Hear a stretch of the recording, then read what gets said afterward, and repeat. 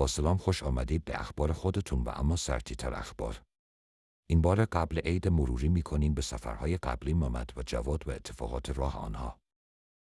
با ما همراه باشید و حتما حمایت کنید تا ویدیوهای بیشتری بذاریم. با تشکر از همه عزیزان. داش محمد چرا انقدر وسیله برداشتی؟ مگه میریم دور دنیا توی 3 روز؟ 3 روز قراره بریم شمال بیایم. راستی مزه آوردی برای تو راه. باز مثل پارسال گشنه بازی در نیاری بگی فقط گوجه و خیارها. دنیا مگه چند روز گور بابای مال دنیا؟ داش جواد مثل این که یادت رفته کلا بودجه ما نفری 500 تومنه. غمت نباشه همین که رفاقتی میریم حال میده گوجه و خیار با تو مثل 8 لیگه.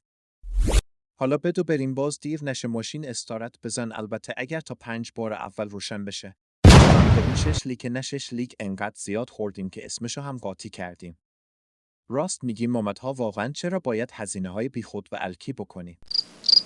تازه برنج و خورشت هفته پیشم برداشتم که نهار تو راه نمونیم.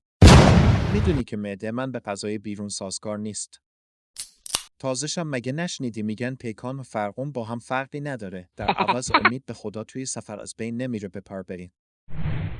آقای فیلمبردار روشن کن دوربینو. محمد رانندگی میکردم مگه از روی GPS نگاه نکردی مسیر رو؟ آخه اینجا مطمئنی شماله. اینجا که بیابان شاسکو. داش جواد خیالت تخت بعد بیابان شماله. توی GPS مسیر رو جوری زدم که از بیابون هم رد شیم. ما که هر سال میایم یک بارم از این مسیر بریم. راستی جواد بزن ویلا کجا بگیریم تا میرسیم؟ داش محمد ویلا دوبلکس با بیلیارد 2 خواب زده 300 تومن. یکی دیگه هم هستش با استخر 400 تومن. داش جواد ویلا چرا دوبلکس از رو ارتفاع میریم سطح شهر رو میبینیم دیگه. بیلیارد هم نمیخواد دوز و من چاوردم. استخر هم الکیه یک دوش آبگرم کار جمع میکنه. درست گفتی حاجی.